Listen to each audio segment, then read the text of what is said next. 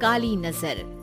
माँ, माँ, अरे क्या माँ माँ कर रहा है? बकरी का बच्चा है क्या? अरे माँ, मजाक छोड़ो, मुझे फाइनली वो मेन चौराहे वाली दुकान मिल गई है। अब देखना, आपका बेटा दुगनी स्पीड से पैसा कमाएगा। ओफो, ये क्या? मेरी ऑनलाइन मेकअप क्लास चल रही है, इतनी जोर से क्यों बोल रहे हो आप दोनों? अरे मेरी धर्म पत्नी जी, मेकअप क्लास बाद में करना, वो चौराहे वाली दुकान मिल गई है हमको। अरे वाह, रुको मैं अपनी माँ को फोन लगाकर बता देती हूँ। अरे मैं भी अपने रिश्तेदारों को बता देती हूँ, कितनी खुशी की बात है। हाँ हाँ, मैं भी अपने दोस्तों को बता देता हूँ, 1 हफ्ते बाद रजिस्ट्री है। बस घर में खुशी का मौका था। उन तीनों ने अपने अपने फोन उठाए और लोगों में बात फैलाना शुरू कर दिया। और रही सही कसर श्वेता बहू ने अपने पड़ोस में सबको बताकर कर दी। अरे वर्मा आंटी, अब हम भी जल्दी कार ले लेंगे, घर का रेनोवेशन होगा और ठाट से रहेंगे हम भी। अरे ऐसा क्या हुआ? लॉटरी बाटरी लग गई है क्या? अरे इस बार चौराहे वाली मॉल में हमको भी दुकान मिल गई है, दुकान नंबर 21, जो एकदम चौराहे पर है। अब ग्राहक बढ़ेंगे तो आमदनी भी बढ़ेगी ही ना।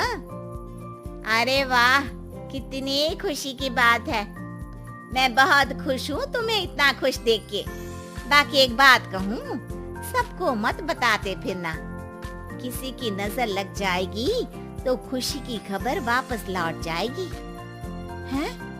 ऐसे थोड़ी ना होता है, अब डरा रही हूँ। अरे सही कह रही हूँ, काली नजर कहते हैं इस चीज को, जब आप किसी को कुछ बताओ और वो काम बिगड़ जाए। अरे लेकिन मैं तो। तुमने सबको बता दिया ना? हाँ, फोन लगा लगा के। अब बच के रहना, काली नजर बड़ी खतरनाक होती है। श्वेता इतनी खुश रहती है कि वो वर्मा आंटी की बात पर ध्यान ही नहीं देती, जबकि पड़ोस में और भी लोगों से खुशी की खबर शेयर करती रहती है। अगले दिन राजेश बहुत दुखी होकर घर आता है। अरे बेटा, क्या हुआ? मुंह क्यों सूजा हुआ है?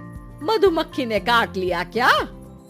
माँ, वो दुकान किसी और के पास चली गई, किसी ने ज्यादा भाव लगा दिया। अरे पर बात तो आपसे हुई थी ना उस दुकान वाले की?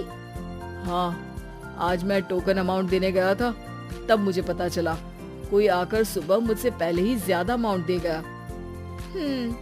काली नजर। क्या कहा? वर्मा आंटी ने समझाया था कि किसी को बताना मत, वरना काली नजर लग जाएगी। अच्छा, तुम्हें उनकी बात मान लेनी चाहिए थी। उनकी बात मान लेती, लेकिन उसके पहले ही सबको बता चुके थे ना हम तीनों। अरे अगली बार से ध्यान रखेंगे, कोई भी नई चीज होगी तो किसी को नहीं बताएंगे। तीनों कुछ दिन ऐसे ही रहते हैं, पर एक दिन श्वेता को एक मेल आता है। राजेश, मेरा ऑनलाइन मेकअप कोर्स कंप्लीट हो गया, अब मैं खुद का पार्लर खोल सकती हूँ। अरे वाह, अपने मोहल्ले में ही खोलते हैं? ये जो घर के सामने दुकान है ना, वहीं? हाँ, यहाँ सस्ती भी मिल जाएगी। अगले दिन श्वेता वर्मा आंटी के पास जाती है मिठाई का डब्बा लेकर। अरे आओ आओ, कैसे आना हुआ? जोर से नहीं बोलूंगी, वो सामने वाली दुकान है ना, वहाँ मैं अपनी पार्लर की दुकान खोलने वाली हूँ, उसकी मिठाई है। अरे वाह, बहुत बधाई हो तुमको। हाँ, मैं कमाने लगूंगी तो राजेश पर पूरे घर का बोझ नहीं रहेगा ना आंटी जी। ये तो है, पर ये बता कि तूने ये बात किसी और को तो नहीं बताई ना?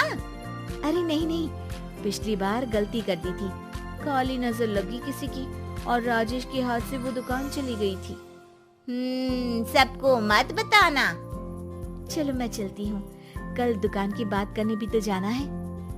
अगले दिन श्वेता दुकान के लिए मालिक से बात करने जाती है। अरे लेकिन दुकान तो हम कल रात को ही किसी को दे चुके हैं। कल ही? हाँ कल ही। 2 दिन बाद कोई यहाँ पार्लर भी खोल लेगा। अब कहीं और दुकान देख लीजिए। अरे पर हमको भी तो पार्लर ही खोलना था। भाई एक ही दुकान है, आधी आधी तो नहीं दे सकता ना मैं। राजेश और श्वेता घर पर हताश होकर आ जाते हैं। इस बार तो किसी को बताया भी नहीं था, अब किसकी काली नजर लग सकती है। सुनो, तुमने माँ को बताया था क्या? अरे कैसी बात कर रही हो, माँ की नजर थोड़ी ना लगेगी। पक्का तुमने किसी को नहीं बताया था ना? सिर्फ वर्मा आंटी को बताया था, उन्होंने ही मुझे किसी को नहीं बताने को कहा। अरे यार तुम भी सही हो, मेरी माँ को नहीं बताने को कह रही हो, पर वर्मा आंटी को बताना तुम्हें जरूरी लगा। अरे वर्मा आंटी ने ही तो काली नजर के बारे में बताया था ना, वो हमेशा हमारा भला ही तो चाहती है। मेरी माँ भी हमारा भला ही चाहती है। अरे पर चिल्ला क्यों रहे हो, बात नहीं कर सकते क्या आराम से? नहीं आता वो आराम से बात करना, और करना भी नहीं चाहता हूँ मैं। दुकान जाने का दुख गुस्से में बदल गया था और राजेश और श्वेता में बात बंद हो गई थी। 2 दिन बाद मोहल्ले में पार्लर का इनॉग्रेशन हुआ, जिसमें मोहल्ले के सभी लोगों को बुलाया गया, पर श्वेता, राजेश और माँ नहीं जाते। माँ अंदर आ जाओ, क्या देख रही हो?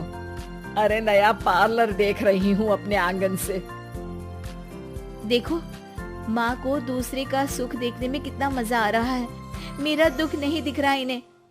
यहाँ मेरा पार्लर भी तो हो सकता था। अरे चुप रहो यार, हर बात में लड़ाई क्यों ढूंढ रही हो?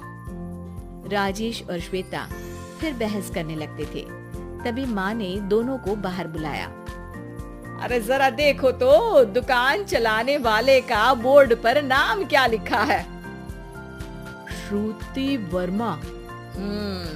गाड़ी निकाले बेटा, हमें कहीं जाना है। काली नजर का इलाज कराने। राजेश अपनी बाइक निकालता है। तीनों ट्रिपलिंग कर रहे हैं। माँ राजेश को उस मॉल वाली दुकान पर लेकर जाती है जहाँ राजेश अपनी दुकान खोलने वाला था। यही दुकान लेना चाहता था ना तू? हाँ, पर इनको भी दुखी करने लेकर आई हो क्या यहाँ पर दुकान दिखाकर? वहाँ काफी नहीं था? अरे श्वेता थोड़ा सब्र रख, अभी पता चलेगा कि हम यहाँ क्यों आए हैं। बता, इस दुकान चलाने वाले का नाम क्या है? अनुपम वर्मा। कुछ समझ में आया? वो दुकान वाली श्रुति वर्मा, ये दुकान वाला अनुपम वर्मा, और हमारे पड़ोस में हमने उस दुकानों के बारे में बताया किसको था? वर्मा आंटी को। मतलब वर्मा आंटी ही हमारा काम बिगाड़ रही है? नहीं नहीं, ऐसा नहीं हो सकता, ये बस इत्तेफाक है। राजेश अपना फोन निकालता है और श्रुति वर्मा और अनुपम वर्मा के नाम फेसबुक पर सर्च करता है, जहां ये दोनों ही वर्मा आंटी के रिश्तेदार होते हैं। श्वेता को समझ में आ जाता है कि वर्मा आंटी की ही नजर काली नजर है। अब क्या करना है? कोई भी खुशी की खबर हो तो काली नजर से बचना है, यानी वर्मा आंटी से बचना है। अरे पर मुझे ये समझ में नहीं आया कि वो हमारे साथ ऐसा क्यों करेंगी। अरे बेटा, एक सीख है, दूर के आदमी को आपकी तरक्की से कम परेशानी होगी, पड़ोसी को ज्यादा। दोनों माँ की बात में हामी भरते हैं और अगला काम चुपचाप करने की कसम खाते हैं, ताकि आगे से वर्मा आंटी कोई काम ना बिगाड़ सके।